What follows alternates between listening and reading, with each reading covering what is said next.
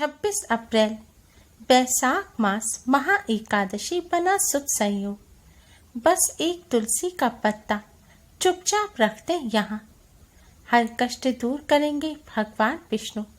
मिट जाएगी बरसों पुरानी गरीबी, जीवन में आएगी सुख समृद्धि।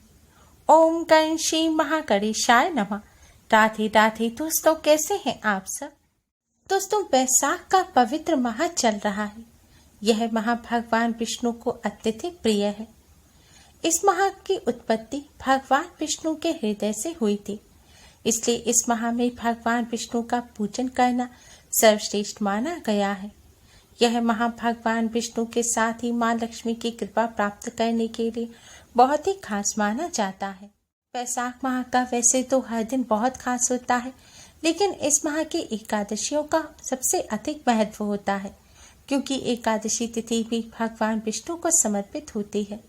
शास्त्रों के अनुसार बैसाख माह की इस एकादशी पर सुबह उठकर स्नान कर भगवान विष्णु का पूजन करने से अश्वमेध यज्ञ जितना पुण्य फल प्राप्त होता है और जीवन में तरक्की आती है।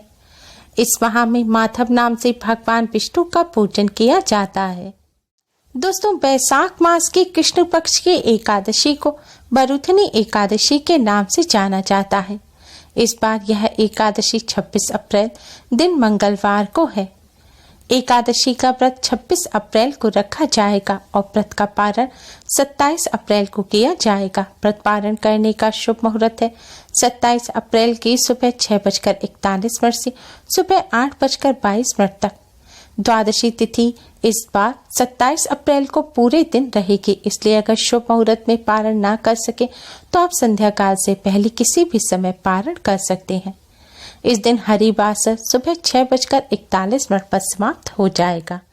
धार्मिक मान्यताओं के अनुसार बैसाख माह की इस बरुथनी एकादशी का व्रत करने से भगवान विष्णु की कृपा से सुख सौभाग्य की प्राप्ति होती है, मन को शांति मिलती है और जीवन भर सुख में जीवन व्यतीत कर अंत में मोक्ष की भी प्राप्ति होती है। बरुथनी एकादशी का व्रत करने से जन्मों जन्मों के पापों से भी मुक्ति मिल जाती है। यह दिन भगवान लक्ष्मी नारायण की कृपा प्राप्त करने के लिए बहुत खास माना जाता है और इस बार की बरुथनी एकादशी तो और भी ज्यादा खास है, क्योंकि इस दिन ब्रह्म योग, इंद्र योग और त्रिपुष्कर योग का भी निर्माण हो रहा है। इस शुभ योग में किए गए पूजन और उपाय जल्द ही शुभ फल प्रदान करने वाले होंगे। आज की इस वीडियो में हम आपको बैसाख मास की इस एकादशी पर बन रहे इन दिव्य और दुर्लभ संयोग में करने वाला एक बहुत ही आसान और असरकारक उपाय बताने जा रहे हैं। इस उपाय को करने से भगवान लक्ष्मी नारायण की कृपा से जीवन में चली आ रही परेशानी दूर होती है, जीवन में तरक्की मिलती है, धन का लाभ होता है और भगवान विष्णु अपने भक्तों को मनचाहा वरदान देते हैं। घर में सुख समृद्धि और शांति बनी रहती है। दोस्तों, उपाय करने के लिए एकादशी के दिन सुबह उठकर स्नान कर स्वच्छ वस्त्र धारण करें। आज के दिन तीर्थ स्नान करना बहुत ही शुभ माना जाता है, लेकिन ऐसा ना कर सके तो अपने घर पर ही स्नान के जल में गंगा जल डालकर स्नान करना चाहिए। ऐसा करने से तीर्थ स्नान का पुण्य फल प्राप्त होता है और भगवान विष्णु भी प्रसन्न होते हैं। स्नान करने के पश्चात दोस्तों, अब आप एक तुलसी का पत्ता तोड़ें। तुलसी पत्ते तोड़ने से पहले आप तुलसी माँ को प्रणाम करें और तुलसी माँ के इस मंत्र का जाप करते हुए आप तुलसी का पत्ता तोड़ें। मंत्र है ओम सुभद्राय नमः, ओम सुभद्राय नमः। इस मंत्र का जाप करते हुए तुलसी पत्ते तोड़ने से दोष नहीं लगता। तुलसी पत्ते तोड़ते समय भी आप ध्यान रखें कि आपने जूते चप्पल ना पहन रखे हों और आपका मुंह भी साफ होना चाहिए, क्योंकि तुलसी जी पवित्र और पूजनीय हैं, इसलिए उनका स्पर्श करते समय आपको उतनी ही सावधानी बरतनी चाहिए जैसे भगवान का स्पर्श करते समय आप करते हैं। तुलसी पत्ते तोड़ने के बाद अब आप इसे अच्छी तरह से पानी से धोकर एक प्लेट में रख लें और फिर आप एक कटोरी लें। इस कटोरी में आप थोड़ा दूध डालें। दूध में थोड़ा दही, थोड़ा शुद्ध घी, थोड़ी शक्कर और थोड़ा सा शहद मिलाएं और इससे आप पंचामृत तैयार कर लें। अब इस पंचामृत में आप इस तुलसी के पत्ते को डालें और अपने मंदिर के सामने आसन बिछाकर बैठ जाएं। भगवान जी के सामने एक दिया जलाएं और एक सुगंधित धूप बत्ती जलाएं। अब आप भगवान श्री गणेश को प्रणाम कर कुमकुम से तिलक करें और फिर किसी फल मिष्ठान का भगवान श्री गणेश को भोग लगाएं। फल मिष्ठान ना हो तो शक्कर का भोग लगाएं। हमेशा पूजन करने में सबसे पहले भगवान श्री गणेश का पूजन करना चाहिए, तभी भगवान जी पूजन को स्वीकार करते हैं। भगवान श्री गणेश के पूजन के बिना किया गया पूजन अधूरा रहता है। भगवान श्री गणेश का पूजन करने के पश्चात अब आप भगवान लक्ष्मी नारायण को हल्दी कुमकुम से तिलक करें और फिर इस पंचामृत का भोग लगाएं। ध्यान रखें, इसका आपको भगवान श्री गणेश को भोग नहीं लगाना, क्योंकि भगवान श्री गणेश के पूजन में तुलसी पत्र वर्जित होता है। भगवान लक्ष्मी नारायण को तुलसी पत्र डले हुए इस पंचामृत का भोग लगाने के पश्चात अब आप भगवान लक्ष्मी नारायण को प्रणाम कर भगवान विष्णु जी के द्वादश मंत्र ओम नमो भगवते वासुदेवाय का जाप करें। इस मंत्र का आपको 108 बार जाप करना है। भगवान विष्णु के इस द्वादश मंत्र का जाप करने के पश्चात अब आप उंगली पर गिनकर 21 बार जय मां लक्ष्मी का जाप करें। इस तरह पूजन करने के पश्चात दोस्तों अब आपकी जो भी मनोकामना है वह आप भगवान विष्णु के सामने कहें और मनोकामना पूर्ण करने की प्रार्थना करें। दोस्तों, शास्त्रों के अनुसार तुलसी पत्र भगवान विष्णु को अत्यधिक प्रिय है। तुलसी पत्र के बिना भगवान विष्णु पूजन को स्वीकार नहीं करते। जिस पूजन यज्ञ हवन में तुलसी पत्र का इस्तेमाल नहीं किया जाता, भगवान विष्णु को तुलसी पत्र अर्पित नहीं किया जाता, भगवान विष्णु उस पूजन को स्वीकार नहीं करते।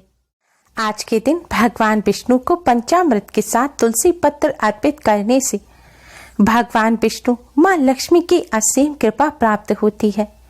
करियर, नौकरी और व्यापार में आ रही रुकावट दूर होती है, तरक्की मिलती है। जीवन में कोई भी संकट होता है वह दूर हो जाता है। साथ ही दाम्पत्य जीवन भी सुखमय बनता है।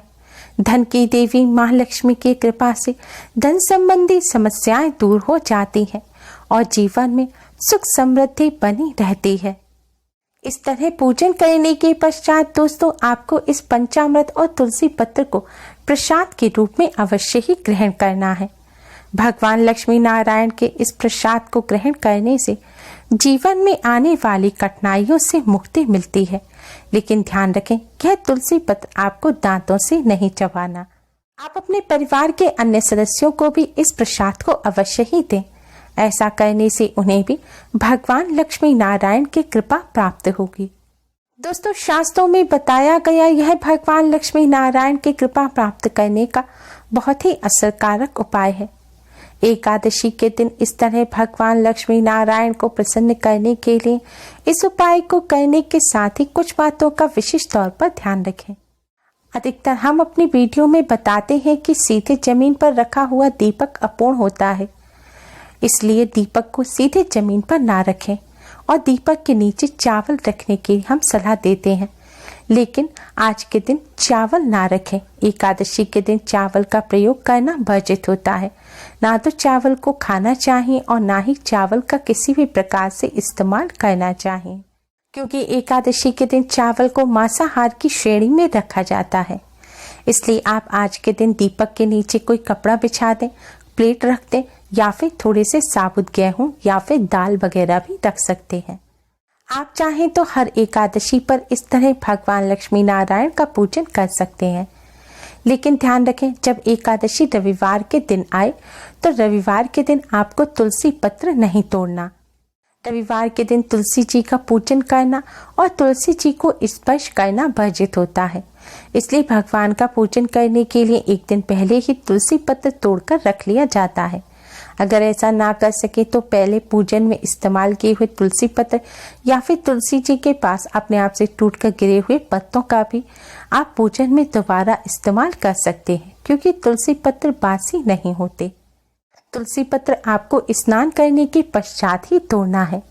स्नान करने से पहले तुलसी जी को स्पर्श करने से दोष लगता है।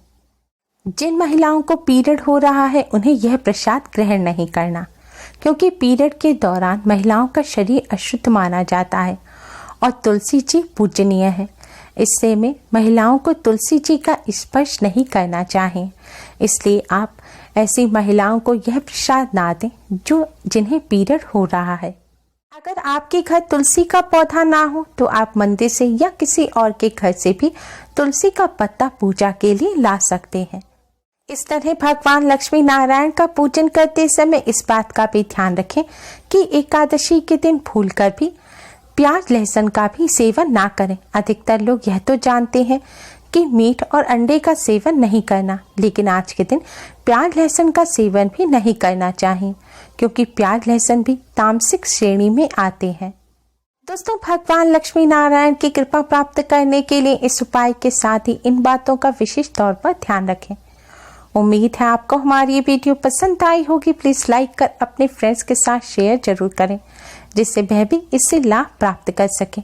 हमारी और भी वीडियोस के लिए हमारे चैनल को सब्सक्राइब कर बेल आइकन को भी जरूर दबाएं। Thanks for watching. Radhe Radhe.